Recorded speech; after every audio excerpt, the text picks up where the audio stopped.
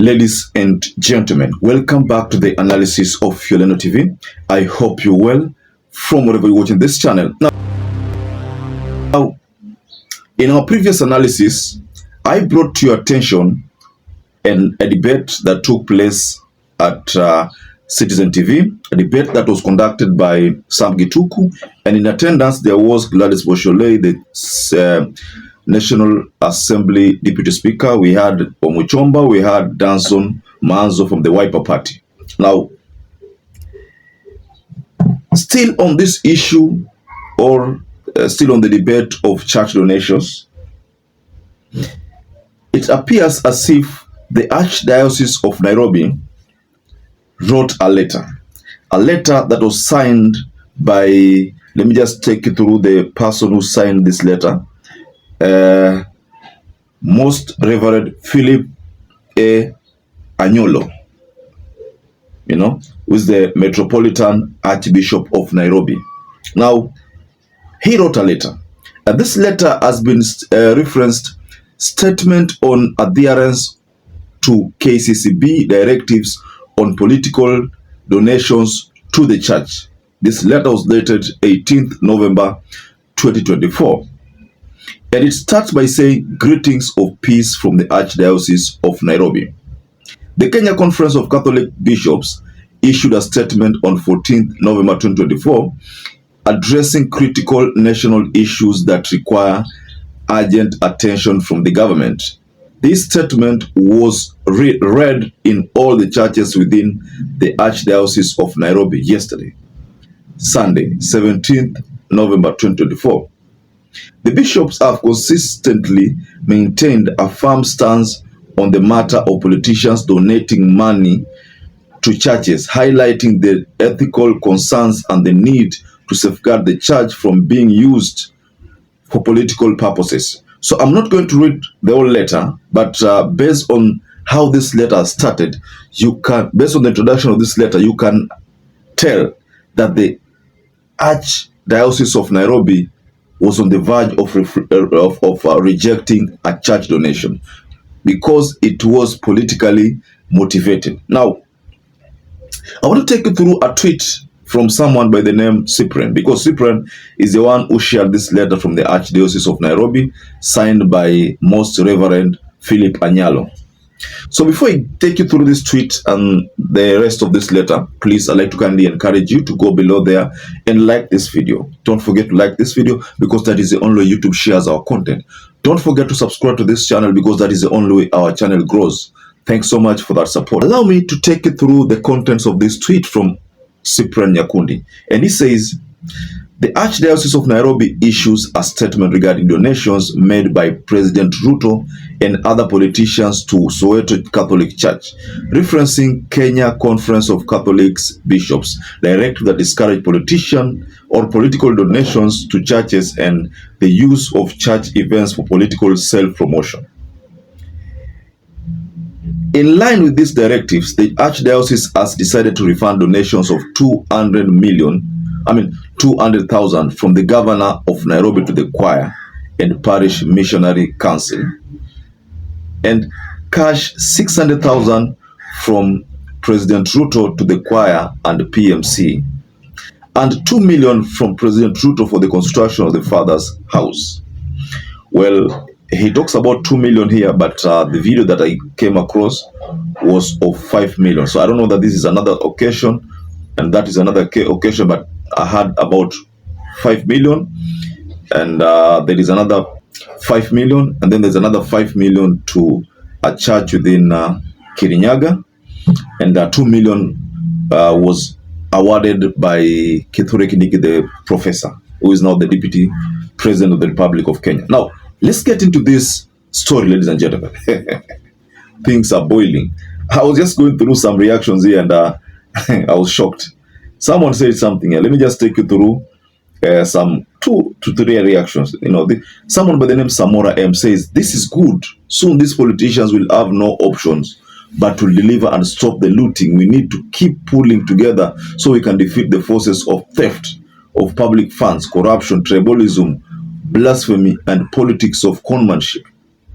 Now, someone by the name Boss Hysteria says, Ni time ya kuchange sasa kuwa Mcatholic. My Anglican church has failed us terribly.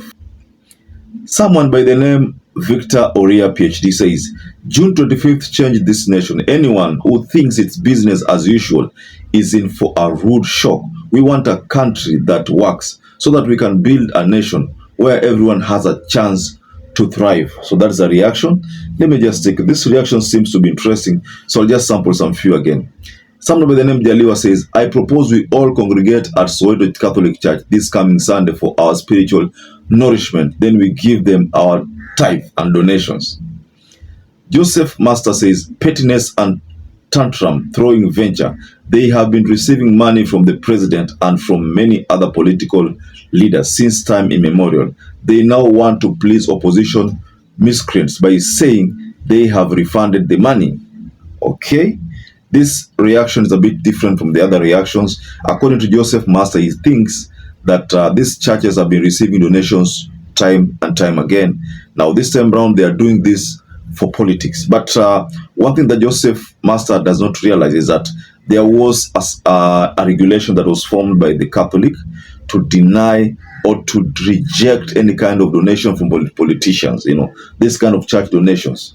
They accept donations, but not political donations. I think that is what the regulation from the Kenya Catholic of Archbishops, that is how it says. Now, I think these reactions are okay. It's okay to have a different, divergent opinion, like for the one from Joseph Master, who thinks, it's pettiness and tantrum. That's how he refers to the whole thing. But let me take you somewhere. The church had to do this because look here, the government owes them how much? I think they said 3 billion, if I'm not wrong, based on a press conference. They said 3 billion. Now, if the government owes them 3 billion, if the government starts to donate money, 5 million, 2 million, 5 million, this is a tactical move to gag them. Now, also, if you remember, during Sunday, money was not dished out immediately, but you realize that the bishop was asked to go to State House. That would have painted the bishop, negatively. His image would have been tainted because you're now going to State House to collect money and you're going to go back. Rather than just wiring this money to the church's account and saying that that's our donation. The manner in which that money was going to be relinquished, RUTO had succeeded in having the bishop go to State House. Wale mabishop wangekuwa wameisha, kwa sababu sasa wangeambia Wakenya nini? Wewe umeitwa State House, ukaenda ukachukua kifurushi 5 million, then ukasema nimeenda nikachukua. See, the image ingekuwa imeenda chini sana. That's why you find that the bishop, realizing that was the case, decided not to go. So that's why you find that there's this circulated letter about the church making a very, very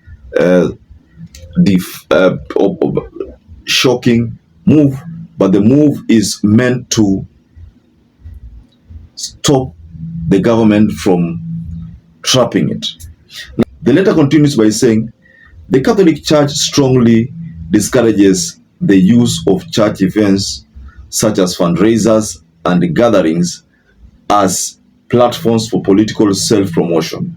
Politicians are urged to refrain from turning the pulpit into a stage for political rhetorics. As such, actions undermine the sanctity. I'll take you through that part again. The Catholic Church strongly discourages the use of church events such as fundraisers and gatherings as platforms for political self-promotion. Politicians are urged to refrain from turning the pulpit into a stage for political rhetorics, as such actions undermine the sanctity of worship spaces. And then it continues by saying, the church is called to uphold integrity by refusing contributions that may inadvertently compromise its independence or facilitate unjust enrichment.